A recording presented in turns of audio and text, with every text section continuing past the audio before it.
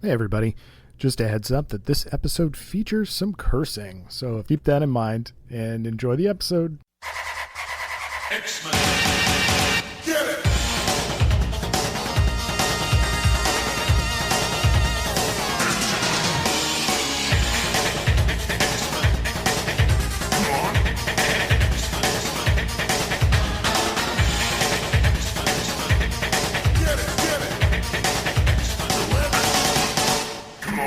Hey everyone, and welcome to another exciting episode of Battle of the Atom. This is your weekly X-Men podcast where normally we rank every X-Men story from A to Z, and that's Adam and I'm Zach, but instead we're doing something different today. Adam, say hi to everybody. Hey everybody, we got a great guest today. Who is it?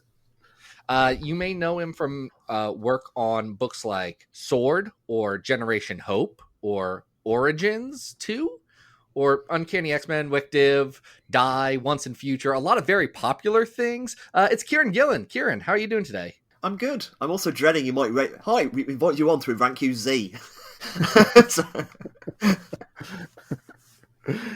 We tend not to rank the guests, just the books. We try not to. I will say one of your stories from your Uncanny X-Men run has gone pretty high on the list because I've been obsessed with it ever since I got it. It's a tie-in to AVX, which is prescient considering what we have coming up with both Immortal X-Men and Judgment Day. Yeah, thank you. That was a fun time. Also a very long time ago now, which is beginning to throw me in this kind of... that was 10 years ago.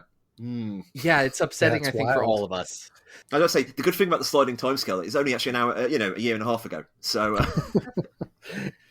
No, it's exciting to have you on here. I know you are about to launch, I believe the week that this comes out will be the launch week for Immortal X-Men #1, the launch title for the Destiny of X era, and a really fun time with Avengers, X-Men Eternals, Judgment Day coming very soon after. Yeah, it's going to be a fun time. I mean, I guess that's the weird thing. I've never written an event before.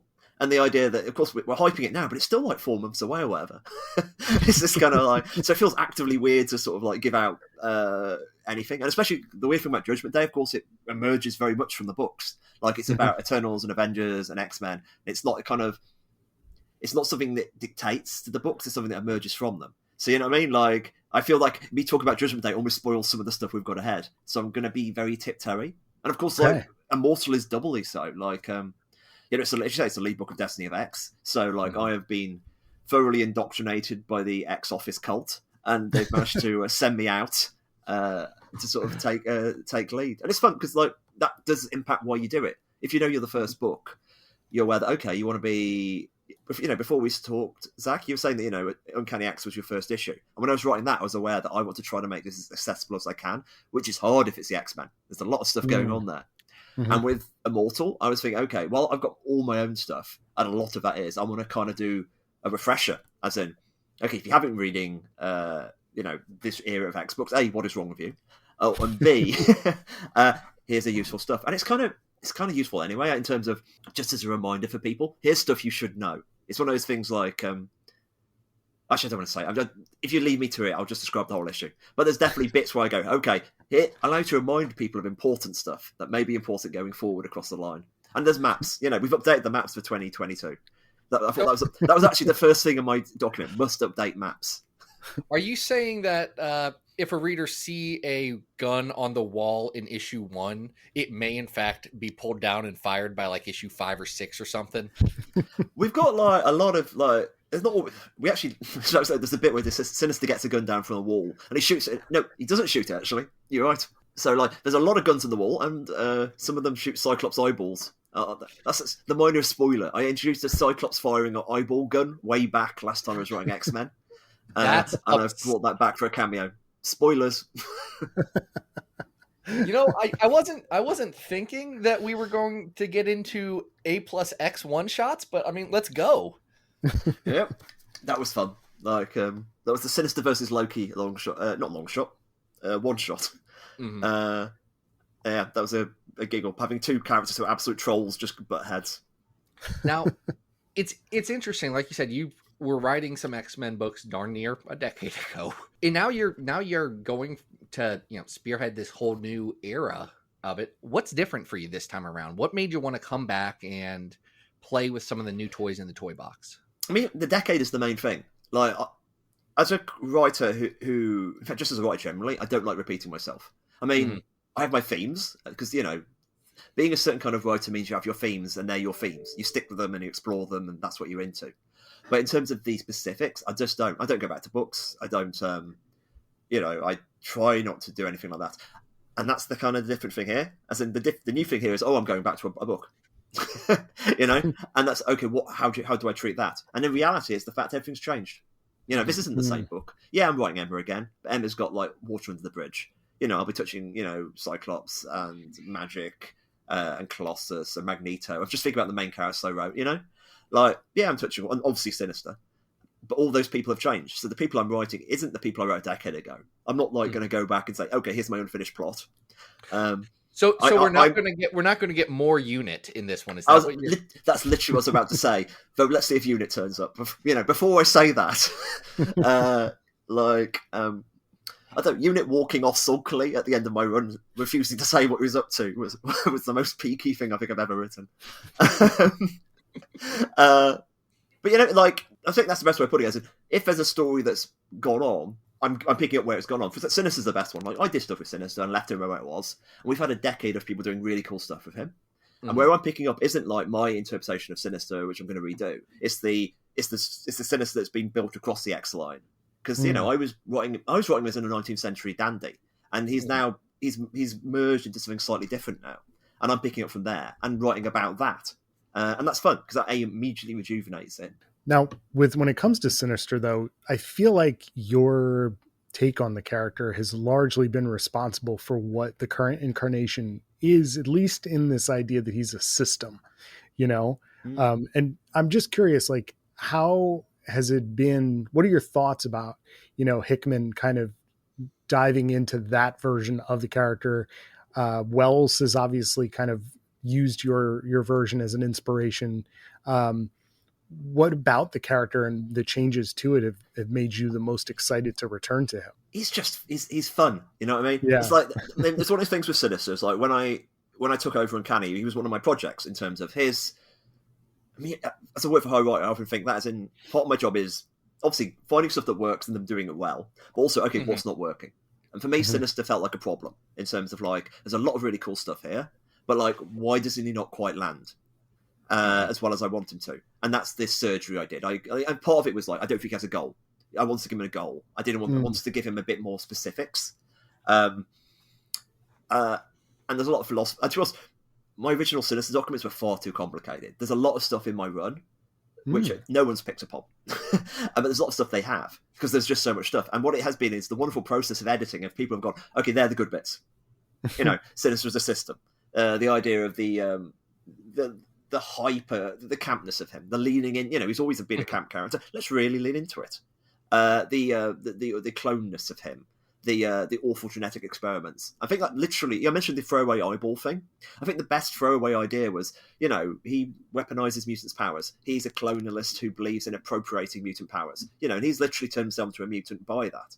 You know, that's a really simple core idea. And that's kind of like, for me, all the big characters have a core idea. You know it's theirs. You know, it's the difference between a Daredevil story and a Batman story.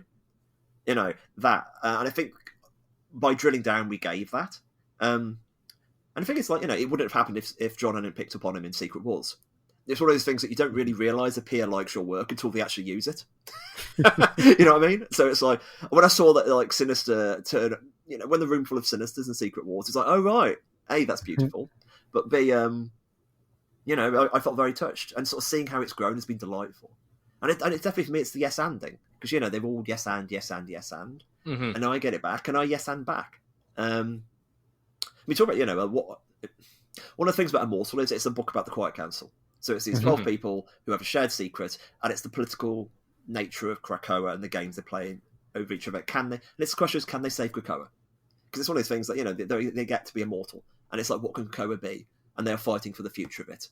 And the way I've sort of said it in interviews, it's like, some of the people think they're in the West Wing, some of the people think they're in House of Cards, and a few of them know they're in Veep. And, you know, for me, that's, you know, the shorthand for that different sorts of political stories. And And one of the devices I'm doing is I'm rotating the narrator. So I'm having a narrator, and each of the characters is and the first issue is Sinister. So you get, and it's, spoilers, he's a villain. And I think for me, one of my writings, I know, shock people. Mr. Sinister, he's up to no good. Who would be surprised? Mr. Sinister, who could have up to known, Sinister? Truly. But one of the fun things that you get to know his perspective, and especially because and as we go through the cast, you get to see everyone's perspective as we go through. I mean, I say this aloud. I will abandon it the second it gets in the way of the story.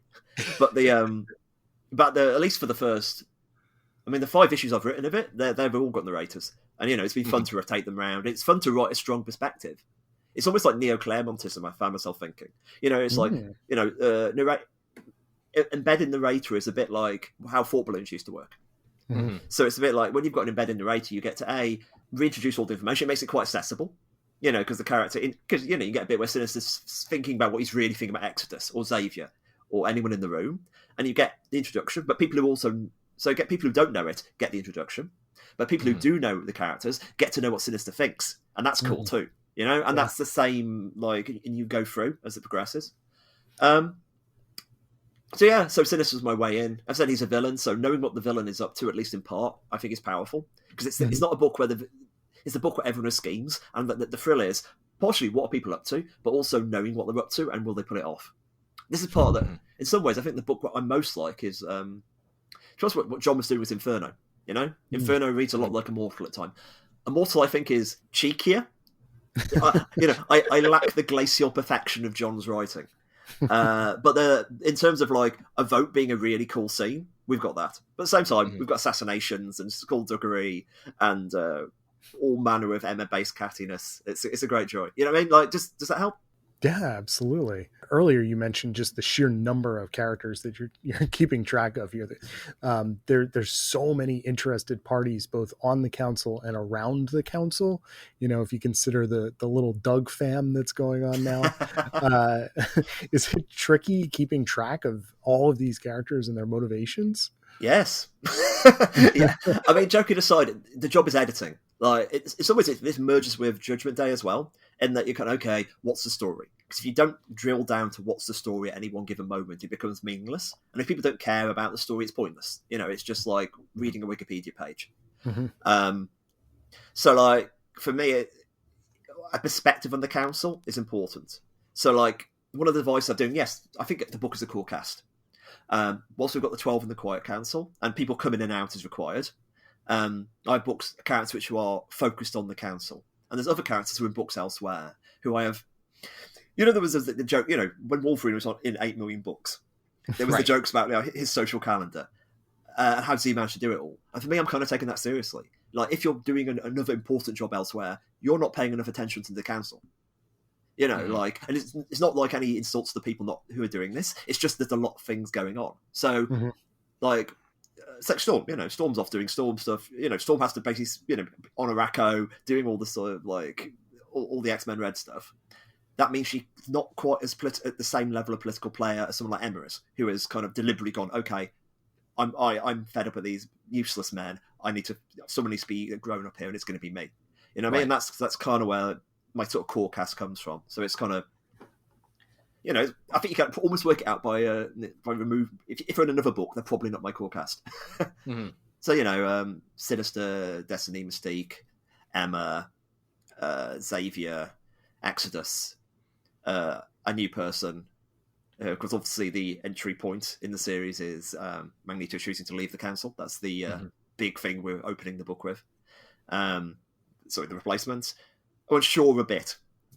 I think Shaw's not a major player, but he's in the mix. That's going to be interesting. Yeah, they're awful, horrible people. You know what? I like to think that they're not awful, horrible people make for very interesting stories. Speaking of awful, horrible people, you kind of kicked off your career around Marvel with books like Journey into Mystery, that were about a guy trying to be less awful and horrible, failing a little bit, but still using some of those ticks. You've had books like Wick Div or the current Eternals that have been a lot of people of different moral characters scheming around one another and doing different things.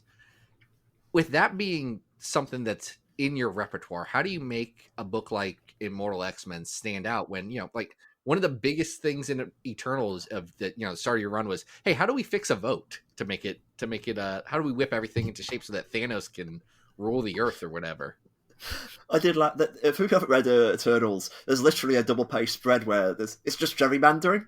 Like the whole thing is just like, and I found myself I was joking to my friend, like, today I've been writing a gerrymandering exercise. This is the mighty Marvel Stanley they've all came for. And I was writing it thinking, who's going to like this? This is not why people read Marvel comics. But people loved it. And that's kind of part of the thing that I think as a writer, it's always about what entertains you. You know what I mean? Because not to be self-indulgent, but to be your own. If it doesn't entertain you, who the hell's it going to entertain? And if you're entertained by the concept of it, and for me, it was something incredibly fascinating about how do you manipulate eternal beings to vote in Thanos? How can we do it? And it's one of these great joys where people can't say, oh, they would never vote for Thanos, because I've shown exactly how they would. It's because so much cheating in writing where you kind of go, oh, this person won the fight because they had the strength of will or whatever. Right. And in this case, no, I showed all the working. And I think it just comes from the politics of the people. Like Loki, when Loki's doing schemes and games, it's Loki. He works in this way, he does that. With the Eternals, it's a completely different sort of engine. These are different politics. These are, especially with Eternals, I'm creating large political groups inside the Eternals who have desires or needs or wants.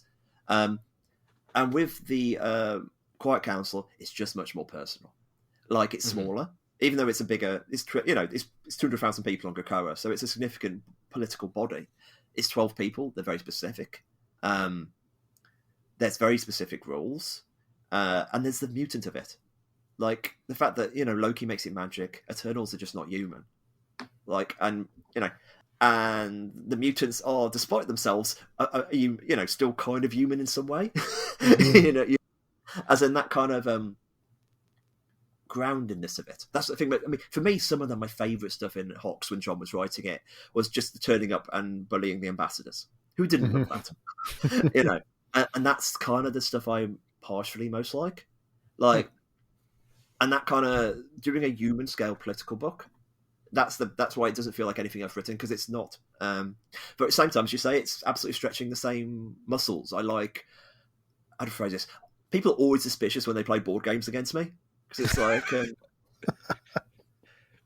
I'm a nice guy. I think it's partly that I'm a gamer, and like that kind of I like my stuff to feel real and pieces moving around and people making plays.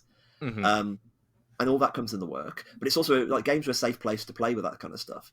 In reality, it's like I'm somebody who actively despises lying. Not that anyone likes it, but that's not true. Some people love lying. But the very fun, that ultra repression of my Catholicism, I think, all that just comes out in the fiction. So my Catholicism is all over all my work at the moment. I'm very aware of it. It's pretty weird. Oh, I know some of our listeners have questions about how that's going to influence your work here. So it's going to be very interesting to see. But we'll hold off on talks about any sort of schisms or anything like that. One question that we did have is, one of your big players has a large influence, but frankly has not had a huge amount of page time period in the past is Destiny. I mean, this era is being promoted as Destiny of X. The big push of Inferno was how to get Destiny back. Oops, she's actually already been back for a little bit. Now, how does that impact everybody scheming and playing with a new player on the field? How do you go about being, one of the first people to really be touching this character in 30 years and with the amount of importance that she's gained over the last 3? I think I've said this before, but I think Destiny is probably the most important X character who's had the least amount of page time. That's the really interesting thing of her. And so getting to write her now and let her play, and just let her be fallible rather than this kind. I mean, not fallible. I don't want to stress that she's fallible, because the perfection of Destiny is very much something I lean into. But to let her live, and that's the exciting thing. Having my initial pitch for Immortal has these kind of core concepts of this is how I think about the 12 on the council. This is what they're like. This is where they're at. This is where they're at. And one of mine was Mystique. She's happy. And for the first time, Mystique's never going to be running around and making daisy chains. But Mystique's got her wife back. She's going to be delighted. And we get to see this relationship together. You get to see them happy briefly. I say briefly because it's the X-Men. Things are never really happy completely, but that kind of and let's see, a living couple, and that's the other thing about Immortal. The joy about Immortal goes both ways. Like, yeah, that all the X-Men are immortal now, but Immortal also goes backwards. Like, so I'm quite, and several of these characters have been alive for, Nathaniel, Irene, Raven have been alive since the 9th century. Exodus, like, siege of, he was at the siege of Jerusalem, or etc. So Xavier and Eric, he positioned them somewhere in the 20th century. Obviously, Eric, exactly where he positions, and also that you get the flashback of it. Like, I kind of want to delve into their history together in terms of, and that also goes forwards. So the idea of these characters understanding time, especially someone like Destiny, who literally takes the long view. Mm-hmm. I'm really interested in characters' powers, especially how does getting close to Destiny allows us to explore how her powers work. This is one of the great joys of having that more character-focused issues. Mm-hmm. And it's like that when we get to a proper Destiny issue, it's like it's a Destiny issue. This is all about how she sees the world. It's probably actually, I'll take a sidebar there quickly. It's like I say that it's perspective on a character issue. It's like I don't solely keep their perspective. It's like it's just there's more than them in that issue, and they're kind of like the backbone device. It's not like all the scenes are about them. I don't want to stress that because it's like I don't want to make it the idea it feels that bitty because it's very much like cliffhangers and drama and action and no, I was about to say kissing. There's not much kissing, which is a shame. But there should. There's not much kissing. Have you noticed that there's a large segment of people that love the kissing? I know it's a fucking. I paused a second and know there is. I've just remembered. Like, yeah, there's at least. I remember like Nick Lowe when I was first in the X office. It was like we need a kiss by issue 5, Kieron, or I'll pretty much murder you or fire you. And it's I think that's always a pretty good like rule for X books. Snogging them. These are. The X-Men are horny on main. Now you said immortality works both ways. We have been fooled in the past by Mark Brooks promo art, but in the Mark Brooks promo art for Immortal, we have death literally on the poster for your book. If the premise of the books now is deathless, or death proof, how do you approach death as sort of a narrative tool when immortality is right there in the title? It's the good question. I mean, immortality always implies the existence of mortality. You know what I mean? Because if there is that kind of philosophical element, like, oh yeah, death's still at the table. Especially because Krakoan immortality is relatively fragile. In fact, Krakoa is relatively fragile. It's incredibly powerful, but fragile. If it's an RPG class, it's someone with it's a great dealer, but not many hit points. I've really gone deep gamer today. It's a bit weird. And so, like, thematically, if you're talking about immortality, you're also talking about death. I think that's important. That's also one of the connectivities with Eternal in a very different way. After that, Eternals is almost like a worst case scenario for Krakoa in terms of like for folks who aren't caught up on Eternals. I just want to add a little asterisk so people know what's the high level of what's going on there. Because if you haven't found out, X-Men fans are a little myopic. They tend to maybe stay in their lane too much. In Eternals, all the Eternals are eternal, except for when they die and get resurrection, a human dies, and some of them are not thrilled about that. But, like, relevantly, they've been immortals for a long time, though. And their society, and their book is about stasis. Their book is about our society is our society is corrupt. Can we do anything about it when we programmed to be like this? And the X-Men are not. They're building a society. And the question is, can they build a society worthy to be immortal? And also to be immortal? You know what I mean? Like, all those kind of questions are there. And especially we've got such strong personalities in the Quiet Council. That's a very real living argument, which is really exciting for me. I forgot what the question was. Oh, just the role of death. Oh yeah, death. It's always going to be there. And it's like, I must say, one of the many things I admired about the entire this era of X-Men is John's problems of taking death off the table. The idea, because it's like the fact that we're comic fans that inured to the concept of death a little, as in they don't take death seriously enough, and it's like, okay, let's just remove it. And then we'll see what happens. And then we'll make other ways of like creating tension and worry. And where does the concept of death, and it's turning a problem of a serial narrative into an absolute strength, which is like, that's a fun thing to explore, especially because there's still a distinct morality attached to their resurrection protocols. Like, imagine if Sinister was in charge. Like, I dare say it wouldn't be working like Yeah, it is now. It's that kind of like Sinister. I want 500 Proteuses immediately. You know, That's an interesting take on this. Now, one thing that you had on your initial run back about a decade ago with Uncanny is that was a book that jumped from story arc to crossover to story arc to crossover to story arc to crossover, pretty much for the entire 2 and some change years that you were on it.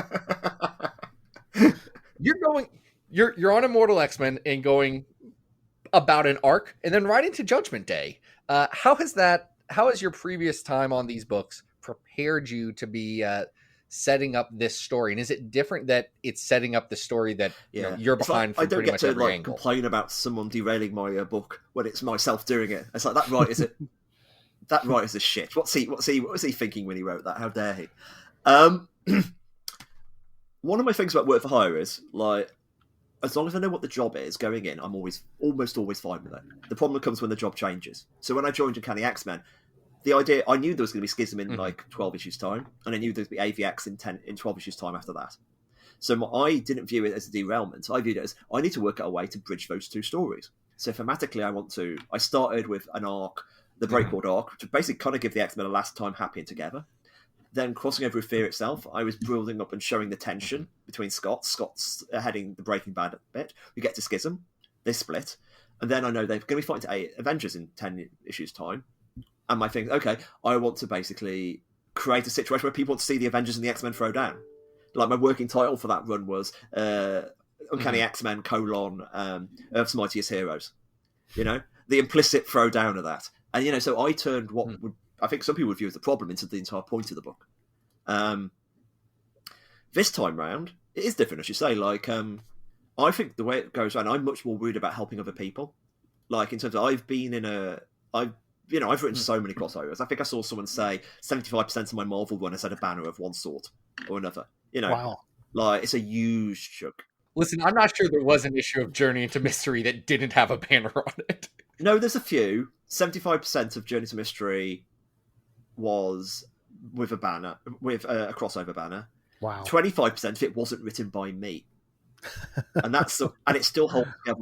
And the thing about Journey to Mystery is, it was a time of extreme crossovers. So when I was planning it, I knew that I had to make it adaptable. So the point of Journey to Mystery is, like, the larger story I had could work as long as A, had enough issues, and B, it would actively subvert whatever crossover it was in for its own purposes. Because I knew at the end I just needed 2 pieces, and it's like, spoilers for Journey to Mystery, 2 world-ending threats which happen at the same time. Loki can only stop one of them, and then that fucks him. And that kind of, as long as I manipulate those 2 pieces in play, we have our story, and that could be generated from whatever happens along the way. So I was always writing to be flexible and adaptive. In this case, it's like, the crossover emerges from so much from all the 3 lines of books. As you said earlier, X-Men fans can be like X-Men centric. They should be. They're X-Men fans. But at least part of the kind of point of those exercises, you want to draw from everybody, but also explain everyone else stuff to everyone else, and try to be respectful of everyone together, but also be additive. I mean, like, but in terms of drawing from it, the crossovers one of the crossovers inciting incidents is absolutely something that completely comes from the X books, and it's something that's been coming from the X books for years now. And then when we hit the second act, there's a big kind of thing that happens. That's not selling it, but something happens is the worst synopsis. Then something else happens. There's things that happen at each act. When I conceptualized makes here's almost like a story prompt. It's like, here's a device you can take with it and do a really cool story, character centric, absolutely additive to whatever you're doing, in lots of different ways. It's not very dictatorial, and it'll allow you to speak to the truths of your characters, and hopefully you'll have fun. And if you don't want to do it, just don't do a story, don't tie in. Like, that's kind of my thinking. So my experience of writing tie-ins has made me try to be sensitive. Now, at this point, I can imagine literally every other Marvel writer swearing at me and saying, "No, you're not Kieron." But, like, that was my intent. I don't know if I pulled it off, but it's certainly my intent. So I think, X-Men fans can be a little bit gun shy when it comes to their characters crossing over with the rest of the Marvel U. But there's a huge history of it, right? And most notably, we have seen the Avengers go up against the X-Men multiple times. What do you think changes the recipe a little bit and makes it fresh when you're adding the Eternals into this mix? I think, putting aside the very specific connect, because I said I don't want to say the specific stuff yet. I mean, the stuff that we said in the trailers. I don't like saying stuff that's been in the trailers, just because it's like, I wouldn't tell people. I want people to say, just pick it up. But what I find interesting about it is, I am upfront saying the Eternals are the bad guys. This isn't like who's right, who's wrong. Oh no, the Eternals are abstractly the aggressors here. And like, for people who haven't been following my Eternals run, the heroic Eternals have left Eternal Society. They've done it because they've discovered this awful truth about them, and they want to find a way to find, can we change our nature? And their nature has been coded into them like Robocop. Or Asmodean robots. You know, they really are forced to do stuff, and they don't, maybe stuff they don't want to do. At the same time, this has left Eternal mainstream society significantly worse, because the good people have left. And they are in a situation where they've decided to go to war against the mutants for reasons of what is called excess deviation. So in other words, and the complete arsenals of the Eternal are significant. So in other words, you've got a real villain, you know, like, and the Eternals. But at the same time, what makes it interesting is it's about distrust, because, you know, it's all about all the secrets of Krakoa. You know, I've said some of them are going to come out, and then it's like people discovering them. So like, I'm definitely not saying the X-Men. I'm pausing here. I'm trying to work out how to phrase this, because it's not like the X-Men deserve it. I'm also not going to say that either, because that's definitely, you know, they don't think they deserve it. I've said the Eternals are the bad guys, but it gives you very clear situations where here are the bad guys. My God, fucking hell! How dare the Eternals do this to the mutants? But all this other stuff's going on as well. And the Avengers come in, and almost like they're just trying to work out what's going on. I think the Avengers are the most useful people in the early stage of the crossover, because they don't know any of the secrets. So they actually work as a really useful reader surrogate for both people who are only reading one book. As the Avengers discover stuff, the readers also discover stuff. And the Avengers, and, you know, I think the most exciting thing, I think, for people early in the crossover will be the Avengers are very much pro X-Men. You know, they're like, no, this is wrong. You know, they're very, and that's that's where it's interesting. It's people trying to come from a good place, and that's quite heartwarming, because, you know, as much as we're kind of used to paranoidly thinking everyone's out to get us from the other lines, it's like, no, let's pretend they're all heroes, because they are. And then things get worse. You know, and I think it's like, it's definitely. I mentioned the game stuff, like, especially when you get into the second act, there's a lot of like just difficult decisions. I mean, to quote Sid Meier described, he defined games as a series of interesting decisions, and at least the second act for me is a little bit like that. Like, you know, and it's personal, and it moves from this kind of big heroes fighting heroes, I'm using quotation marks, to the Eternals, because there's a lot of like other stuff going on there, and the second act it becomes something a little else, and it becomes a little bit more philosophical, as well as still being like, I mean, I've referenced like Infinity Gauntlet a bit, because it's a bit like that kind of. It's actually me kind of taking stuff I love from the big widescreen crossovers and take it with something a bit more Stalin-esque in terms of let's really dig into the characters, in a more, let's say, philosophical is the only way I can put it. And so, you know, can I do both? You know, can I essentially get Miller and Morrison back together and make them make out and see if they can like make it up again? Like something that, you know, that's my kind of vibe. So it moves between these three acts, and like at the end it's deeply personal and apocalyptic, and the middle it's like it's very much personal for the characters and also has real kind of world scale politics. So in the beginning it's a classic cool threat, as in that kind of thing. So that is the kind of vibe. But people do punch each other a lot. You know what? It sounds like it's going to be a very exciting time to see that happening. I mean, I've not been historically not been a big Eternals guy, but been very much enjoying what you and Assad and others have been doing on the title. You know, for most X-Men fans, I'd say they've not been tied to the Eternals that much, but there is one big instance of that.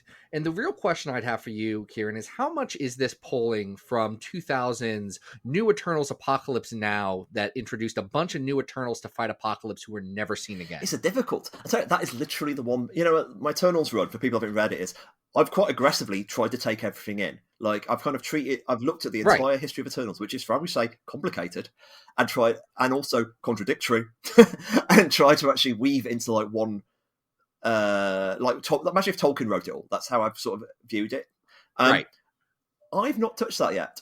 You know, like actually, I don't want to say that completely because it's like I don't want to cut off certain elements. But I'll tell you, there's another even deeper cut that I have worked in. That's exciting to see. Black Knight Exodus. I do love me some very, very early Jim Chung art and some pining. Oh, there's a lot of pining there. And you know what? A lot of the people who enjoy that pining, they asked a couple of questions coming from the Comics XF Twitter feed. There are about 1,000 people who ask questions, so we're not getting around to nearly any of them. But I think the first one we want to go to comes to us from Cathal Donovan O'Neill, who asks, which Quiet Council member would want to put David Cole in the Exiles hole? I would say that, you know, the only hole that David Cole could be would actually be in Hole itself, probably as a bassist, you know, after Courtney Love has fired a few. That's how I would see Cole. For folks who don't know, that is David Cole, the at least lead character of the first series of Phonogram. Gratuitous self-insert, self-mockery character. He's just like an awful music snob character. Like imagine like Constantine if he was just really into teen pop. Now, speaking of teen pop, Sean asks, of the Quiet Council, who has the best musical taste and who has the worst? I mean, I'm going for the gut on this. Emma has the best taste because I think Emma's the only one who really cares about pop music. I mean, not even cares, but I think she would be. I think Emma has a real great taste in whatever's going on in dance at any particular time, and whatever's needed for a party, because you can't really throw the Hellfire Gala without knowing what acts to book, what music to play. You know, this is kind of the aggressive thing there. I think most. This is one of the things that I tell you a pet hate in comics that I have. It's like when a writer gives a music taste to the characters, and it's a bit too cool for them. Because I think a lot of superheroes have pretty bad music taste. I use that in quotation marks, as in I just don't think it's. I don't think it's their thing. You know what I mean? I think the most accurate thing I've ever seen is in the 90s when Scott and Jean's wedding song was by U2. Yes, like that felt right for them. Yeah. And I like they aren't cool enough. I've got absolutely no problems with U2 whatsoever. But you're right. You know. No, boy's great. Yeah. Joshua Tree still holds up. Yeah. But you're absolutely right. This is kind of. I mean, especially. I guarantee Scott would like Acton Baby because he would see the glasses and think, "Oh, that's good." Like, you know, just wearing the big glasses all the time. I could be into that. Okay, who's got the worst mute taste in the Quiet Council? Oh, I'm going through it. Well, actually, Sinister in the opening scene, Sinister is discussing Elgar of Immortal X-Men, and Elgar's pretty good. So it's not Sinister. I'm gonna go. Maybe Colossus. Colossus just feels like a cliche choice. Colossus feels like he would also have just terrible musical taste. Yeah. It's a bit like I know it's the problem with Colossus. Of course, the sliding timeline breaks him, but the behind the iron curtain of Colossus would mean he's musically disconnected in that way. And I just don't think it could be a lot of Scorpions records there. You know, that's that kind of vibe. I can literally imagine all the Colossus fans are going to come for me now. I don't know if Colossus fans are necessarily the fans who have strong opinions on the band Scorpion. That is true. I was about to say, let's go with... like those are two different worlds for most people. Also, I think it'd be quite a cute beat with Colossus being judged for his music taste. You know what I mean? And I think Colossus not having as cool a music taste, and you feel quite bad about it. Except, of course, Colossus is also an artist, so maybe he has got better exposure to art, music than I would think. You know what I mean? Like, I take the most shallow questions more seriously than the big ones. So... as you should. Yeah. Maybe Shaw. Shaw strikes me as someone with bad music taste. That's true. Now, this comes to us from Luca Gray. I don't know if that's his name. It's Twitter. Who knows what their actual names are. And this is actually pulling from your Eternals era. But in his original brief appearances, Uranos looked like a human, more or less, as Eternals do. What was the thought process behind the redesign of the character? Was it just to emphasize hey, this is Darkseid. This is a Darkseid guy. just implies there's only ever one thing. And I'm always a bit twitchy. Fair enough. I'm always a bit twitchy over answering these sort of questions because I often, like, I used to do writer's notes in my kind of books, and I used to say some stuff about choices and behind them. And people tend to take them as whatever I said as the reason why I did things. And of course, they're among them, but there's always reasons I don't say. And there's always more, you know what I mean? There's always more, and because choices are complicated. In the case of, like, why give him a new look? Well, it's partially because, at least my reading of those stories has appeared in, they're literally bracketed as myths of the Eternals. These are backup stories in a strip. I'm not sure they are events we're meant to have seen. They're almost like stories we are reading. So in other words, I did not take there to be a definitive look for Uranos in the same way. You know? So I thought I was open to doing that. Also, they're incredibly obscure and no one cares. Sorry, that's not true. I'm joking. So hold on, it's obscure by Eternal standards, which until about 6 months ago was pretty darn obscure. Period. I mean, it's like that kind of, and it's almost like I want him to be the most important villain. I describe him as Morgoth. He is the original sin of the Eternals. He's the bad guy, and like, dude, the beard doesn't cut it. You know what I mean? Like, and you're right. There's absolutely a Darkseid influence to him. Like, my kind of, like, at least part of my thinking of Uranos was, people say, you know, Thanos. Some people say, "Oh, Thanos is just a Darkseid ripoff," and that's just not true. They couldn't be more different as characters because, like, Thanos is poetry. I mean, especially in Eternals, I'm writing him as Lord Byron. You know, a very aggressive Lord Byron. And whilst Darkseid is just cold, the cold mathematics, the idea of literally, you know, grinding away anything that's human. And Uranus is from that. You know, Uranus is, and the specific spin I give to him, and that's where he becomes his own character very much, is that he's disappointed granddad. I didn't see Succession before then, but like Logan Roy is basically Uranus. It's like, imagine if Succession ends with like dragging him and putting him in a cell and keeping him forever to be pissed off with his useless children. That's Uranus, and he's been there for 400,000 years, brooding, and that's the kind of, like, you know what I mean, like that. And also the fact I checked the cat, and he's literally, you know, Thanos' grand uncle. That's interesting, you know what I mean. So I just saw a really useful way. And you only really get the power of having an interesting Thanos comparison if it at least is on a scale with Thanos. And Ryan Bonenkamp, who of course, you know, died during the issue, you know, which is a huge loss, did the design, and he absolutely nailed it. This kind of, when he added the broken fracturedness to him, and that's really interesting about Uranus. The idea, this broken angel, and that's kind of like also links to my other side, because obviously Uranus is obviously great myth, but all of Eternals I'm thinking as angels. So him as kind of, he's a Lucifer model, because if you go to not Paradise Lost, the other one, Milton. No, Paradise Lost. My brain went. It's a third of angels rebelled. You know, that's the thing. And Uranus led a third of the Eternals in the original war. So, you know, I'm explicitly doing angel shit. And so who's our Lucifer? And then when we actually see him, it's like Dante, because Dante the center of hell is cold in Dante's Inferno, you know, and it's you have like Satan embedded in the ice, and that's the kind of visuals I'm taking for Uranus' cell. You know, I mentioned this kind of there's always a lot of stuff there. Here's an example. So that's why I changed, because I wanted to make a major villain. Like, if you see a chance to, for me, when you're making characters in the Marvel Universe, it's always got to be, what's the niche? Because if you just make a niche that's already filled, it's pointless, because they're not going to pick up. What's special about this person? What's cool about them? And I did, you know, that's what I described earlier with Sinister. That was the aim. And with Uranus, okay, Thanos' surrogate granddad. He sounds interesting. And if you looked at the history of the Eternals, oh yeah, there's a space here for a really interesting guy. And then of course, they never really explain why Uranus is bad back in the day. So I kind of dig into it and give him a motivation, give him reasons for doing stuff. Yeah, and people seem to really like the issue, which is nice, you know, considering like he's an important character. Well, that's good, because expert angelologist Robert Secundus does ask that in The Eternals, the Heretic, you explored the evils of vile Protestantism and sola scriptura ideologies. His question is, when can we expect to see the rejection of the Filioque explored and those Orthodox schismatics put in their place? I do not know all the big Bible words that Robert knows. I do. I must say, I've been quite enjoying, because people have taken. Definitely, Eternals has gone on long enough that people sort of see what I'm doing. And Robert has very much picked up on the fact that I'm riffing on fundamentalism, or not actually, interpretation of scriptures. That's kind of what I'm doing. But I had another, you know, equally smart person twittering at me earlier, talking about like, oh, you're riffing on Asimovian paperclip makers, aren't you?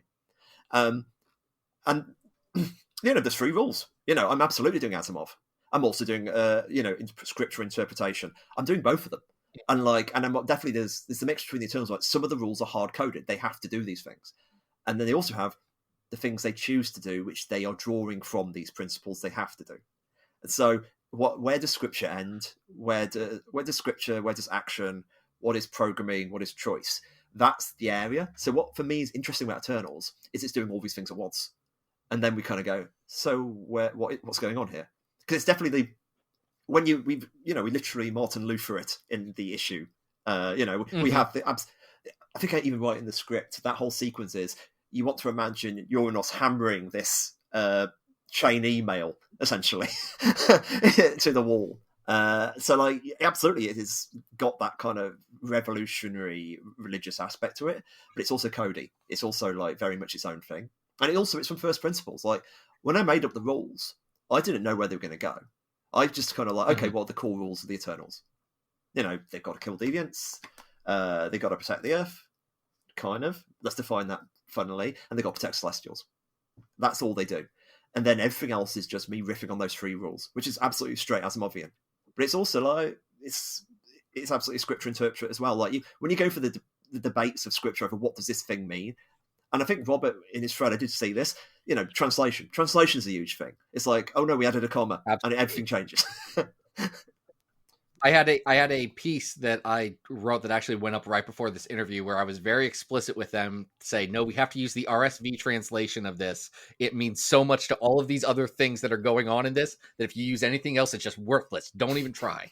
It's interesting. I mean, I was learning, I learned German at school, but I've been learning Italy, not learning it. I've forgotten English. My wife's Italian. She's always been bilingual, and she's a poet, and a lot of her work is about translation. And translation being transformation. One of the best poems, at least one of my favourite poems of hers, is called The Lost. And it's basically it's a found poem of multiple translations of the first stanza of Dante's Inferno rearranged. And it's about the rhythm between them. And you realise all these are completely different. All of them are saying the same thing. And it makes it very clear about, what translation does and how all this kind of failure to understand one another and what we do with language and how isolated we are in a Wittgensteinian way, I guess. Is that right? Probably. It sounds clever, though. No, that's good. Well, that's what we've got. Kieron, thank you so much for being on. I think it was great. I know we're all very much looking forward to Immortal X-Men, Judgment Day. And you've got some other stuff going on right now. I know you have the Once and Future still ongoing. Yep. We are heading into the 5th arc soon, which is really exciting. Dan and Tamra are just it's such a fun book to write. It's very relaxing, and I kind of take it as a kind of almost a challenge. It's okay, what new monster will I make Dan and Tamra do this month, rather? And it's great. We're sort of heading towards a climax now as well, so it's a really good place to sort of jump on the previous trades and kind of go for it. No, that's exciting. Then you've got the Kickstarter for the Die RPG coming up pretty soon, correct? Yeah, I mean, we haven't got the completely sure date yet because we had it planned before Christmas. So we went, actually, the situation was still utterly untenable to promise a Kickstarter. And we've carried on working. So, the manuscript's in a really good place now. So we'll be fulfilling much quicker than normally after a Kickstarter, I think. Or at least an RPG Kickstarter. But yeah, that should be... We'll be announcing soonish when it should be. I don't want to say it now, but there is a Kickstarter page to sign up on. So if you Google Die Kickstarter, Rook, Rowan and Deckard, who are publishing it, you should find it. Sign up, and it will announce. There's always my newsletter. I'll announce everything in the newsletter anyway. If you guys, newsletters are the hottest thing in comics again. It's 2004, baby, and we're back to it. Kieron's is a pretty good one just to get a feel for what's going on and get some fun thoughts about the industry and storytelling and playing games and things of that nature. Oh, I should mention, actually, I write the Die RPG. That's actually one thing the readers might want to know. It's not just as something we've licensed. I actually written this whole system from scratch. Which was a foolish endeavor. Why did I do that? And folks, if you don't know what we're talking about in terms of Die, it's a great image comic that Kieron wrote. It is drawn by Stephanie Hans. Absolutely phenomenal book. Just finished with its 20th issue a few months back. go check it out if you want to get kind of a feel for what Kieron does outside of giving the mutants a hard time. Adam, anything real quick you wanna plug for you? Folks, you can always find me on Twitter at Arthur Stacy. I do believe I have an episode of Gosh Golly Wow, the Excalibur podcast coming up, where we talk about an absolutely terrible issue of Excalibur, where they try and synopsize the entire history of the Phoenix, and Alan Davis does his best, and it is not good. So that's coming up soon. Kieron, do we ask you where people can find you online? If you want. We didn't. You didn't? No. I'm just I'm on Twitter, but I don't read much. I'm on Twitter a lot less when the issue comes out. I know what the internet's like. But Kieron Gillen, just enter it. Twitter's a good place to. I've got a website. I've linked to most of my stuff. My newsletter's on Button Down. But just go to Twitter and it links to everything there. Just Kieron Gillen. Kieron Gillen. That's cool. my name. If you spell it right, most people can't. It's with an O, not an A. You find Doctor Who companions who aren't writing X-Men. It's really confusing. It's difficult. But yeah, I interviewed her once just before. One of my last jobs as a journalist, but one of the things I did just before I stopped was interviewing Kieron Gillen just as she was starting. Just before Doctor Who started, and I resisted asking, "How does it feel to have ruined my life?" No, man. That's fun. Folks, if you want to find me, don't, but do check out some of the stuff that has been going up on Polygon recently. I'm back into the writing game for the last little bit, so you can find reviews of Ghost Cage from Image that's on CXF, and you can find some discussions on Polygon, both of that time Daredevil fought a vacuum cleaner and a bunch of stuff about Omega level mutants. There's a great group from the X office that sat down and chatted about their thoughts on some of that stuff. So go check those out. Those should be live by the time this episode goes up. And then next week we're going to be talking about the Shadow King on this show. So it's going to be an interesting time. That's a character that Vita's doing a great job with. And that's the best thing I can say about the Shadow King. But I love my Shadow King. Love it. Kieron, thank you so much. It was a great time to have you. Thanks for having me. It's been fun. All right. Until then, folks, this has been Battle of the Atom, and we hope you survived the experience.